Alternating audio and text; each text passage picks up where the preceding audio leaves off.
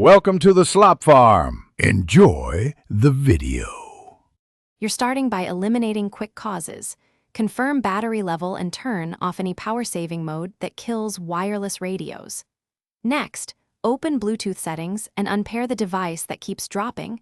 This forces a fresh handshake. Once done, restart your phone or computer to clear cached driver or stack issues.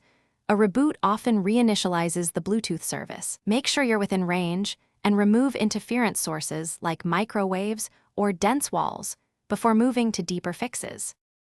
Now you tackle the software layer. Update the Bluetooth adapter driver on a PC or install the latest system update on a phone.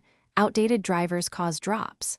On mobile, check app permissions and background activity so the system won't suspend apps that manage audio or device connections. Also disable battery optimization for Bluetooth and the companion app. Otherwise, the OS may auto-disable the radio. If you change settings, restart Bluetooth and pair again to confirm stability before final cleanup. Finish by validating the fix. Reset network settings to clear stale profiles if issues persist, which restores default Bluetooth behaviors. Then test with a second phone or headset to isolate whether the problem is your device or the accessory.